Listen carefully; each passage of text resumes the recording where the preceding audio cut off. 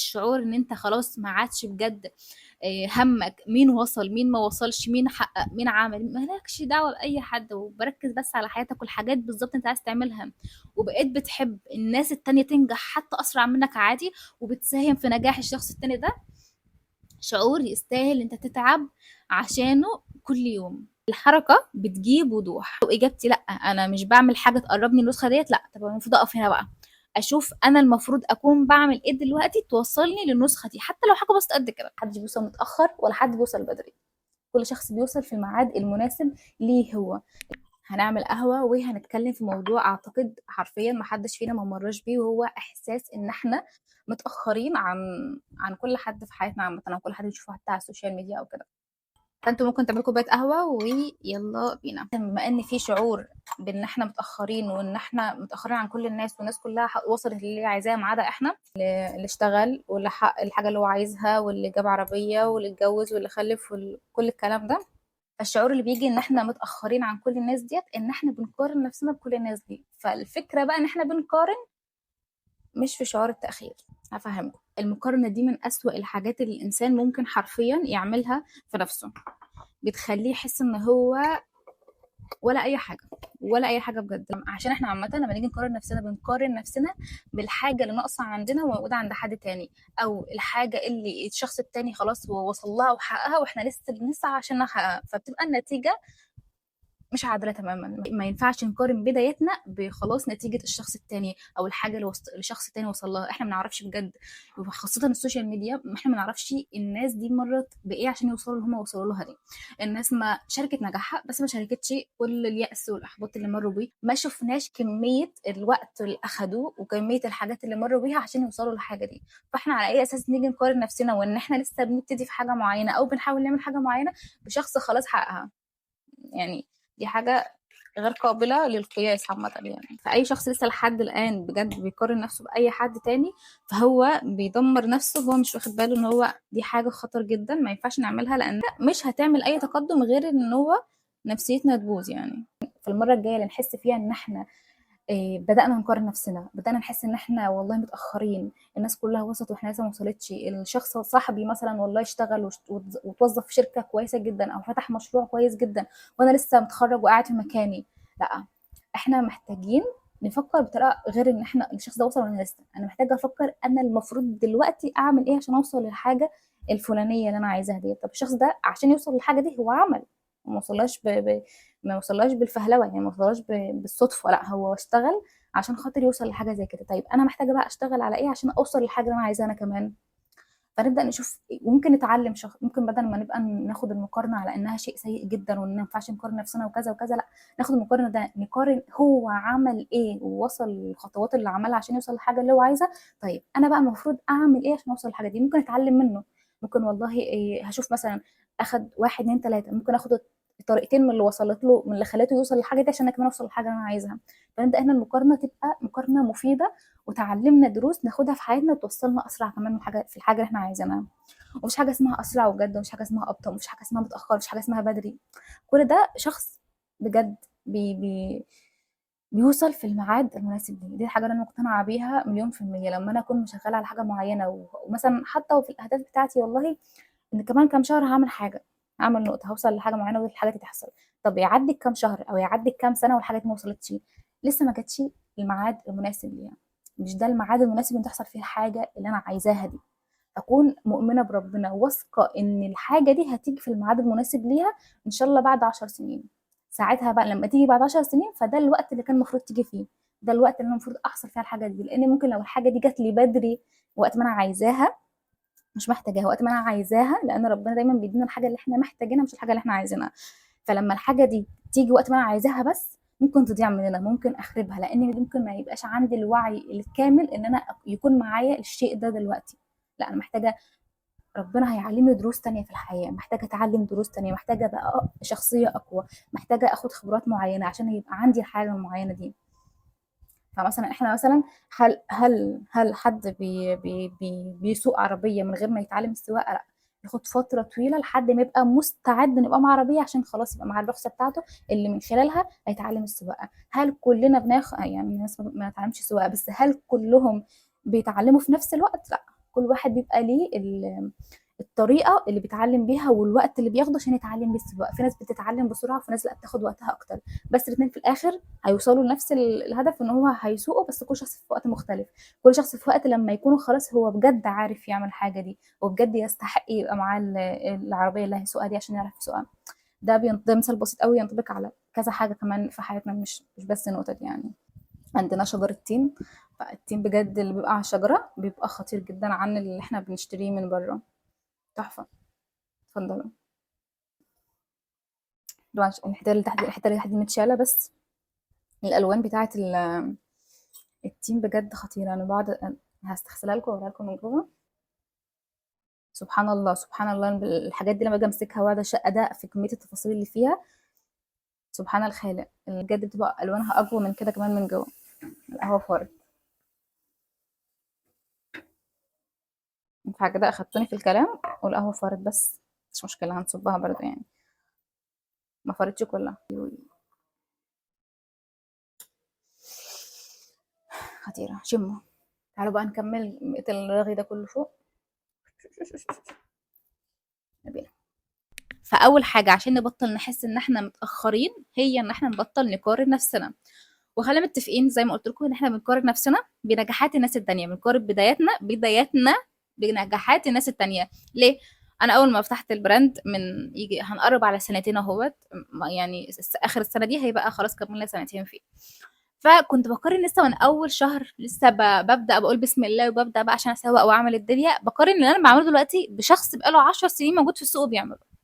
فمستحيل يكون مقارنة عادلة ان انا بقارن نفسي لسه في اول يوم في اول شهر او حتى في اول سنة على فكرة بشخص خلاص بقى له 10 سنين. يعني انا مكاني النهارده واللي بعمله النهارده مختلف تماما في البراند عن اللي كنت بعمله اول ما بدات في اول شهر. فتخيل بعد 10 سنين، فانا ازاي بقارن بداياتي خلاص شخص ثاني وصل للحاجه دي او بقاله كتير في السوق، بقاله كتير خلاص فشل ونجح وعمل وجرب وجرب وجرب. ومستحيل برضو كانت بداياته برضو زي الفكرة ان بداياته اكيد كانت زي بداياتي، ممكن تكون اسوأ ممكن تكون احسن، بس هي البداية بتبقى كده، بتبقى بداية صفر، فانت في الصفر لسه في مرحلة الصفر. فازاي هقارن الصفر برقم 10؟ شيء غير عادل يعني. النقطة اللي بجد هتفرق وفرقت في حياتي وفرق واثقة مليون في المية ان هي تفرق في حياتكم هي الحركة. الحركة بتجيب وضوح. الحركة بتجيب وضوح. انا ما ينفعش اكون قاعد سواء مش عارف والله انا عايزه اعمل ايه بعدين، مش عارف ايه شغفي، مش عارف كذا، وافضل قاعد بقارن نفسي بالناس وافضل قاعد بقول انا متاخر وافضل قاعد. لا، قوم اتحرك عشان تبقى الحياه واضحه بالنسبه لك. فاحنا ما نستناش بجد نكون جاهزين وعارفين الخطه بتاعت حياتنا كامله او المشروع ده هنمر بايه. مش منطقي ان احنا نكون بجد عارفين كل السيناريو اللي هنمر بيه الفتره الجايه وخلال 10 سنين دي هنكون بنعمل. احنا مش محتاجين اصلا نكون دلوقتي عارفين كمان 10 سنين نكون احنا فين ولا بنعمل ايه، لان شيء مش يعني مش منطقي ان احنا نكون عارفين. يعني بحس ان هو انا ما اعرفش بجد كمان 10 سنين هكون بعمل ايه. ممكن عندي خلفيه، يعني عندي خلفيه انا ممكن اكون مثلا متجوزه ومخلفه وعندي عيالي، بس هل إيه اللي انا بعمله بالظبط؟ انا عايزه اكون بعمل كذا وكذا وكذا، بس هل هكون فعلا بعمل الحاجات دي؟ الله اعلم. ممكن كمان سنه حياتي كلها تتشال حاجات ويا رب تكون الاحسن يعني، بس حياتي كلها تتغير. ما استناش نكون الخطه كلها عارفينها. الكلام ده انا بقوله لنفسي قبل ليكم، يعني انا وقتي بقول لكم الكلام بجد اللي انا كنت بقوله لنفسي عشان اتخلص من انا عندي حاجه انا اشتغلت عليها عشان تكون فيا واكون بعرف اعملها على طول.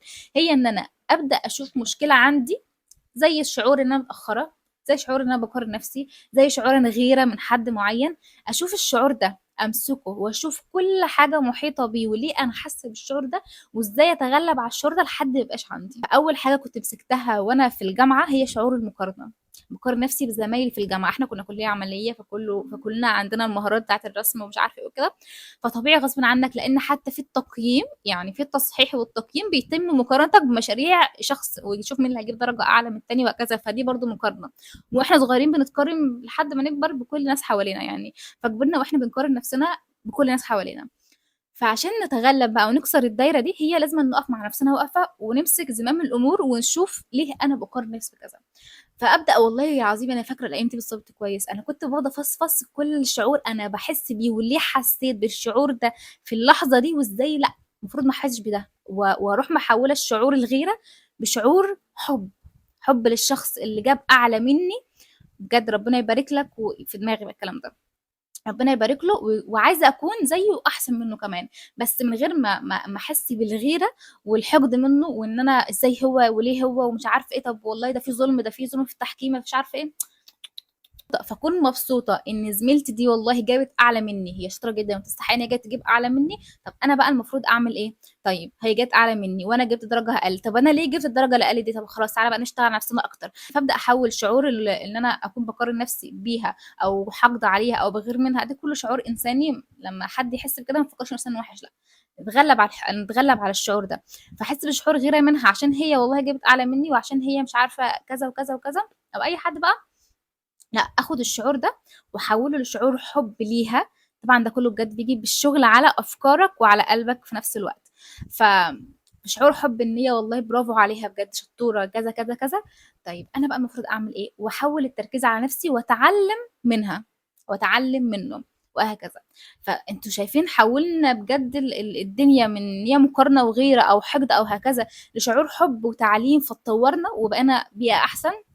فده كله لازما نكون احنا جوانا شغالين عليه. فمثلا برضو بعد ما اتخرجت بقى، بعد ما اتخرجت وخلاص بقى الكل اتوظف في اماكن معينه واللي لقى شغل مش عارفه ايه كده، وانا لسه قاعده مكاني مش عارفه المفروض اعمل ايه.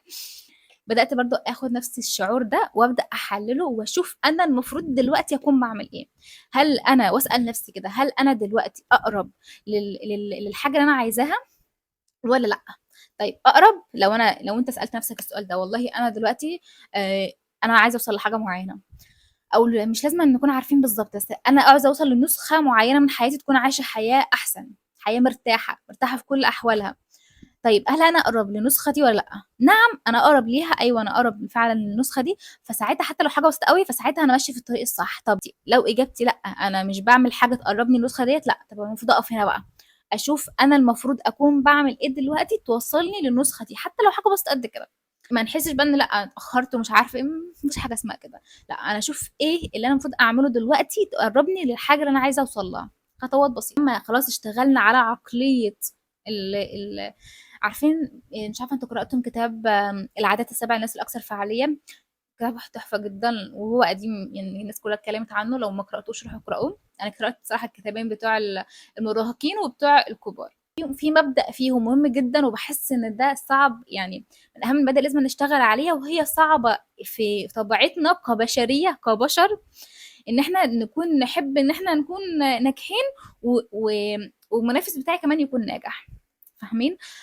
فهنا المبدأ ده بيعلمك ان النجاح الشخص التاني حتى لو كان منافس فيك ده ما يقللش من نجاحك، والمفروض احنا نكون نحب. يعني قال حتى كمان جملة عنه شخص مش مسلم اعتقد، يعني قال ان في الكون في يعني وفرة وكمية ان كل الناس تنجح، ان كل الناس تحقق اللي هي عايزاه. ربنا كاتب لكل واحد نصيبه، محدش هياخد من نصيبك حتة قد كده، ولا انت تاخد من نصيب حد حتة قد كده، ولا الشخص اللي وصل قبلك خد من نجاحك حاجة، ولا انت وصلت مش قبل شخص فانت تحس ان انت واو والله انا وصلت وعملت وعملت وعملت. لا، ما انت ما خدتش من نجاح اي حد تاني اي حاجة، انت بس وصلت اللي انت عايزه. ودايما اي حاجة احنا حتى بنحققها في الحياة عامة والله، وحتى الشخص ده لو نسب الفضل لنفسه، انسى بقى انسى بقى انسى بقى، خلاص هو خسر دنيا واخره. بجد لو وصل لحاجه هو وصل بفضل نفسه، بالعكس احنا ما بنوصلش لحاجه غير بفضل ربنا، وربنا هو كاتب الحاجه دي. في منظر الشجره قدامي نازل عليها ضوء الشمس فحلوه قوي فعشان كده ببص لها.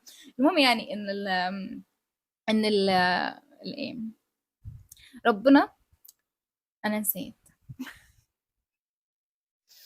بس هكذا ما بتتنسى. المهم، المهم زي ما قلت لكم ان ربنا مقسم الارزاق عامه يعني. فنجاح الشخص اللي قصادي ده ما يقللش من نجاحي اي حاجه، ولا نجاحي يقلل من نجاح اي حد تاني اي حاجه.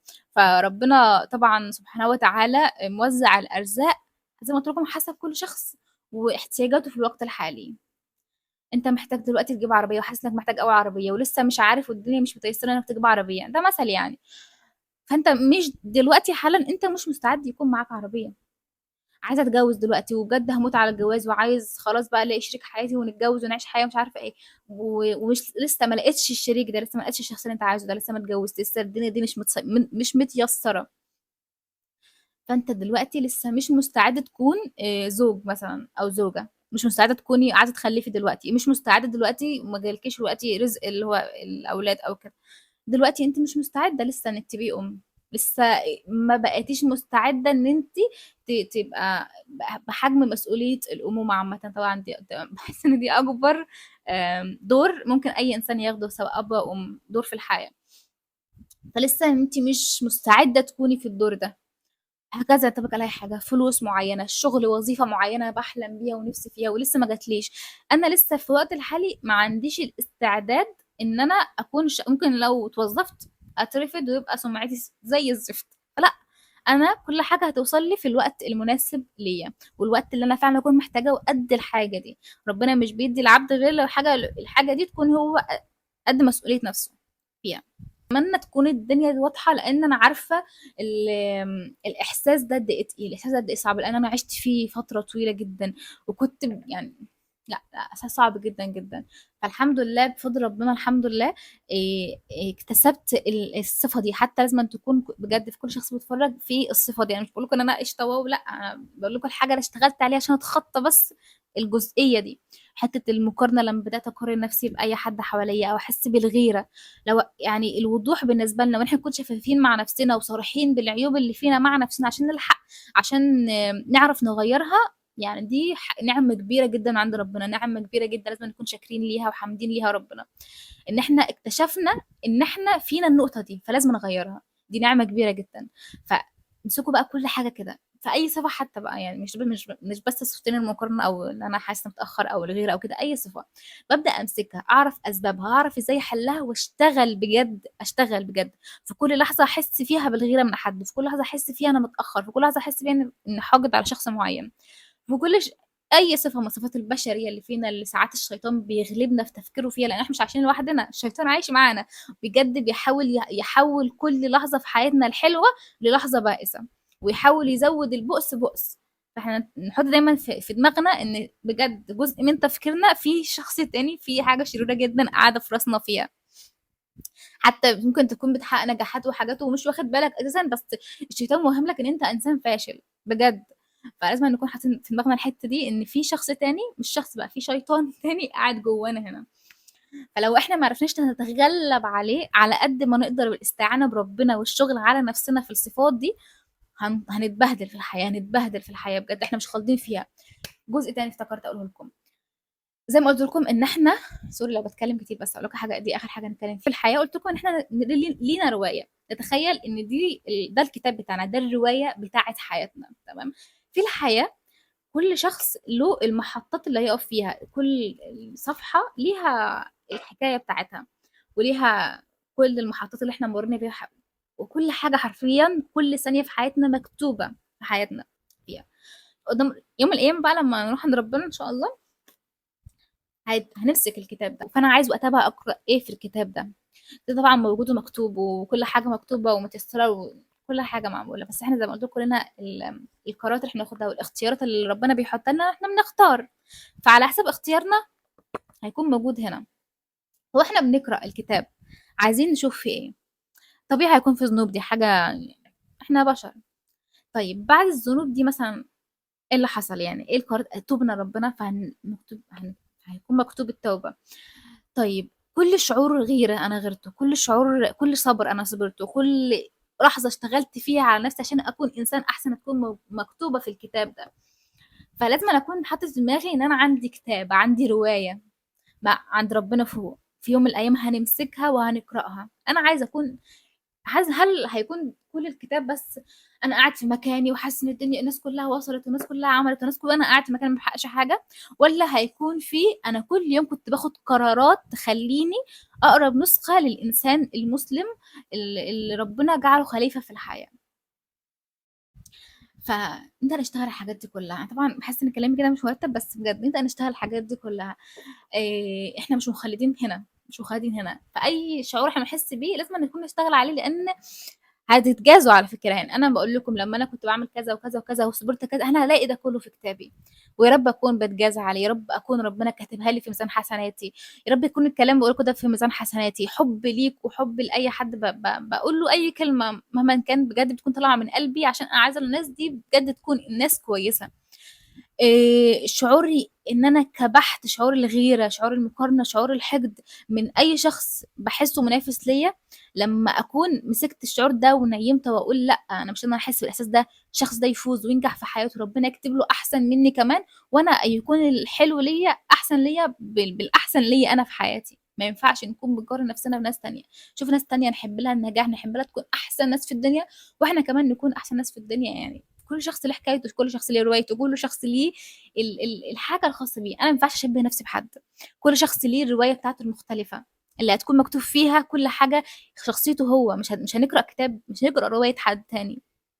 فأنا عايز والله الرواية بتاعتي دي تكون فيها إيه، أنا بطلة دلوقتي حياتي، أي إنسان في حياته حتى إحنا بنشوف نفسنا الدنيا من منظورنا إحنا، فإحنا البطل بتاع حياتنا، فكل شخص بيحس بأحاسيسه هو، ما مش عارفة أحس بإحساس حد تاني، باحس على فكرة حاجات غريبة أوي لمّا باجي أفكر فيها، إن إزاي أنا مثلًا باحس شعور إزاي الإنسان سبحان الله والله باجي أفكّر في الحاجات دي أقول سبحان الله، أنا إزاي حاسة بإحساسي جوّه نفسي ومش حاسة بإحساس شخص تاني وأنا روحي في الجسد ده، عشان كده سبحان الله إحنا عبارة عن روح، الجسد ده يعني مسيره في حتّة تانية خالص، إنّما الروح بتاعتنا دي إزاي أنا حاسة بجسمي بشعور غريب أوي، سبحان الله. ف اربطوا بقى الحاجات دي كلها ببعضها واستفادوا منها وطبقوها وامسكوا بجد كل حاجة في شخصيتكم انتوا حاسينها ان هي مش كويسة ليكوا انتوا قبل ما تكون مش كويسة لحد تاني، واحنا لما نيجي نشتغل على نفسنا كمان عشان احنا عايزين نكون ناس كويسة في حياة الناس اللي حوالينا التانية. وهكذا يعني هي لوب كده، فلازم احنا نكون كويسين، لازم احنا نكون بنحب نفسنا كفاية.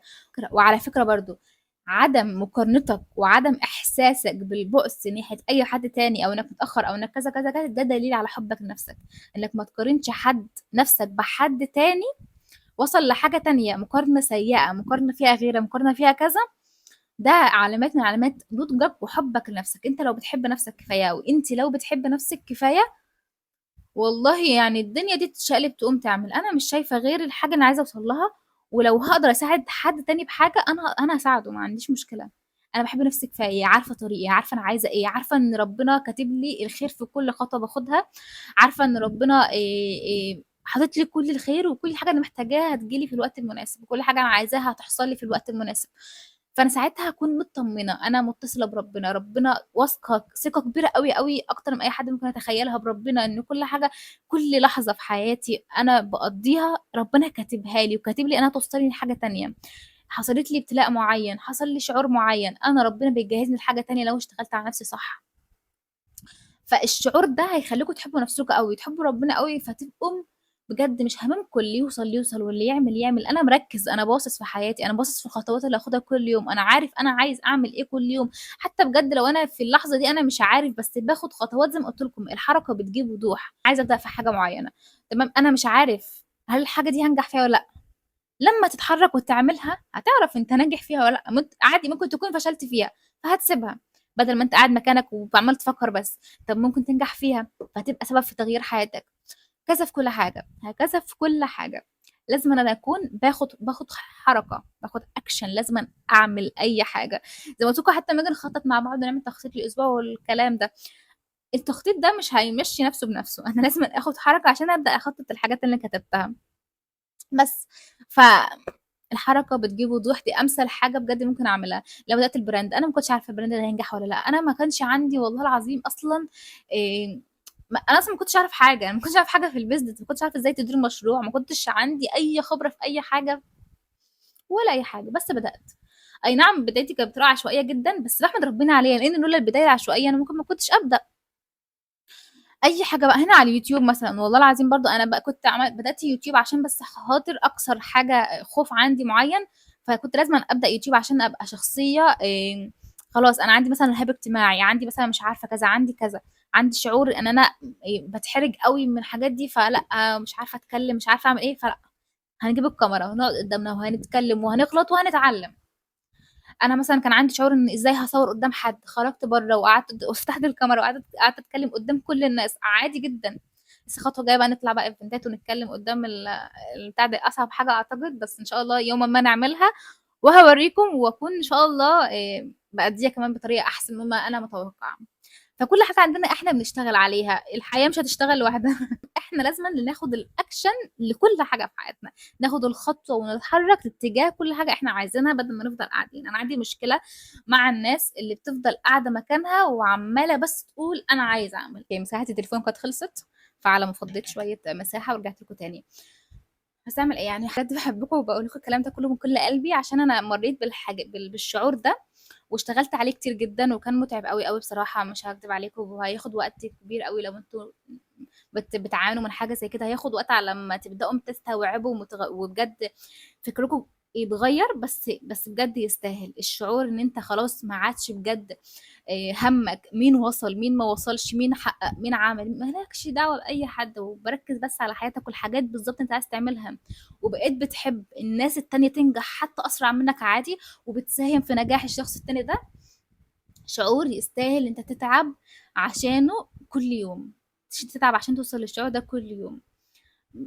يعني مهما أحكي بجد مش هاوصّل لكم قد إيه شعور إن أنت بجد مش هَمّك، مبسوط، مرتاح، راضي بحياتك واللي بيحصل كل يوم في حياتك، وبكل حاجة بتعملها وبكل نتيجة بتوصل لها، راضي عشان ربنا اللي كاتبها، شعور بجد لأ يستاهل، يستاهل تتعبوا عشانه. وأنا باحبكم أوي، فباكلمكم الكلام ده كله من كل قلبي، عشان عايزاكم أنتم كمان تبقوا كده، عايزاكم كمان تبقوا لأ، أنا باحب نفسي أوي، مش هاقارنها بحد، ومش هاحس بتأخر عن حد، وهاحب الناس كلها تنجح حتى لو أسرع مني، عشان عارف إن طريقي مكتوب. شعور حلو، مش محتاج تكون حاسس إن أنت لازمًا تكون أفضل من غيرك، وإنك تكون أحسن حد، لأ، أنا محتاج أشوف نفسي هل أنا باوصل للنسخة اللي أنا عايزها كل يوم والّا لأ، واشتغل على إني بجد أكون باوصل للنسخة دي. المهم أنا كتبت لكم أفكار كتير للفيديوهات عشان بقى نبدأ نختار، وده كان أول فكرة عملتها بتاعة الشعور إنك متأخر ده، عشان حاسة إن هي بتمس كتير أوي مننا، وعشان أنا مريت بحاجة زي كده، فحسيت إن أنا لأ، أنا أقدر أقول بجد كلام من قلبي ليكم في النقطة دي، وأي حاجة أنا هاكون باذكرها حتى أنا لازمًا أكون مريت بيها وعالجتها في نفسي واشتغلت عليها في نفسي ووصلت ليها النتيجة، فعشان كده أنا باطلع لكم والله نعمل كذا، كذا، كذا، كذا، عشان هي دي النتيجة. طبعًا أنا يعني ما أعرفش ممكن تكون غلط، بس أنا باقول لكم الحاجة اللي أنا نجحت معايا، أو الطريقة اللي أنا بجد حسّنتني، خلّتني أحسن من نسخة من نفسي من كام سنة قبل كده. حتى كنت لسه باتكلّم مع محمد أخويا، هنعمل حلقة دي جديدة سوا، لسه باقنعه بس. المهم باقول له إن أنا بس لو شُفتني من سنتين بالضبط إزاي كنت باتكلّم مع الناس، لو جيت تشوفني دلوقتي وأنا باتكلّم مع الناس هتلاقي نسخة تانية تمامًا. أنا من سنتين كنت شخص مختلف جدًا عن اللي أنا باكلّمكم عليه دلوقتي، باكلّمكم دلوقتي قدّامكم. كنت شخصيًا ما باعرفش أتكلّم قدّام حد، باتحرج جدًا، عندي رهاب من النوع الكبير أوي، أوي، أوي، مش بس إن أنا والله محرجة، لأ، لأ، كان واصل معايا بدرجة وحشة جدًا. لأ، اشتغلت على نفسي لحد ما وصلت دلوقتي بقى أي حد ممكن أتكلّم معاه من غير ما أتحرج تمامًا، وأعتقد قبل كده كلمتكم بحاجة زي كده. ف فكنت باقول له بقى إن النسخة اللي فاتت ديّة أنا يعني لولاها أنا ممكن ما كنتش وصلت للنسخة اللي أنا عليها دلوقتي، طبيعي جدًا. بس بجد اشتغلت، وكنت حتى باقول له إن أنا لأ، لازمًا المثالية، وإن لازمًا كل حاجة تكون على الشعرة وعلى الثانية وما باغلطش، ومعامل قد إيه كان مأخرني في الجامعة ومشاريع الجامعة، لحد لمّا عايزة بجد أكسر الحاجة دي، عشان أنا عارفة إن هي مأخراني كتير، شعور إن عايزة كل حاجة تكون كويسة، يا إما كل حاجة كويسة يا إما ما اعملهاش، وافضل أعيد في المشروع مليون مرة عشان بس يضبط، في الآخر برضه عادي ممكن ما يبقاش أحسن حاجة. فبدأت بعدين عشان أكسر الحتّة ديّة، لأ، أنا أعمل اللوحة وأغلط فيها وأشوف الغلط ده بعينيّا وأنا عارفة إن هو غلط، بس وأسيبها تتحكم وآخُد درجة وحشة عليها، مش مشكلة، بس لازمًا أكسر الحتّة دي.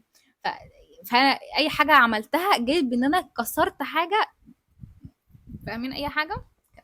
فالمهم كتبت الأفكار ديّة، وأنا عارفة أنا متأخرة عليكم كتير أوي ومش ملتزمة بتنزيل فيديوهات كل جمعة، بس يعني أنا باحاول أعمل اللي عليّا والله العظيم، باحاول أعمل كل اللي أقدر عليه، مش تقصير منّي، بس إن شاء الله نحاول نحسّن الموضوع ده بعدين ونلتزم أكتر إن شاء الله، ادعوا لي، ندعي مع بعضنا.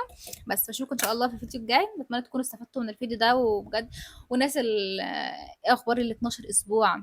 إحنا خلاص خلصنا الأسبوع التالت، متخيّلين المهم يعني متخيّلين قد إيه الأسابيع، قد إيه الأيام بتعدّي بسرعة. فخلاص تالت أسبوع داخلين على رابع أسبوع، يعني هنخلّص شهر أهوّة. بس فطمنوني عليكم، عملتوا ايه في التحديات ديت؟ الناس ما تعرفش التحدي ده، احنا واخدين كل 12 اسبوع، يعني كل 3 شهور، بس بنعدها بالاسابيع. والناس اللي مش لازم يكون اسابيع مثاليه، لما بعد 12 اسبوع لما اجي اوريكم النوت بوك بتاعتي هتلاقوني ايام ما عملتش فيها اسبوع واحد كنت بس مشغوله اكتر بالشغل، وسايبه العادات وسايبه التمرين وسايبه الصحيان بدري وكده. فهتشوفوا الحاجة زي كده. فمش لازم نكون مثاليين، بس احنا بنكون بنحاول نشوف احنا مستوانا عامل ازاي في كل حاجة بنعملها كل يوم، فاهمين؟ فال 12 اسبوع ده حاطين فيه كام مهمة، كام هدف عايزين نوصل له بعد ال 12 اسبوع ده، وانت بقى نخطط له اسبوع ورا اسبوع ورا اسبوع ورا اسبوع. برجع اشوف الفيديو اللي انا اتكلمت فيه عن الموضوع ازاي نخطط، وهتفهموا كل حاجة. بس اشوفكم بقى الفيديو الجاي، عشان كفاية رغي، عشان انزل لكم الفيديو ده النهارده لاني بصوره الجمعة، فهخلصه وننزل ان شاء الله على طول. وبس كده، بحبكم قوي بجد قد العالم. بس شكرا جدا لان صاحبتوا الرغي ده كله. وبقى شاركوني في التعليقات ايه الدنيا، ايه رايكم؟ هل انتوا حاسين بحاجه زي كده قبل كده؟ طب الناس اللي اشتغلت وكانت حاسه كده دلوقتي عامله ازاي؟ والكلام ده كله اتمنى اسمع منكم يعني ان شاء الله. هحاول بجد المره دي ارد على كل التعليقات، لاني عارفه اني مقصره برضو في الحته ديت، بس هنرد عليها، وعد مني. بس اكتبوا انتوا، مالكوش دعوه. بس كده، اشوفكم في الفيديو الجاي. باي باي.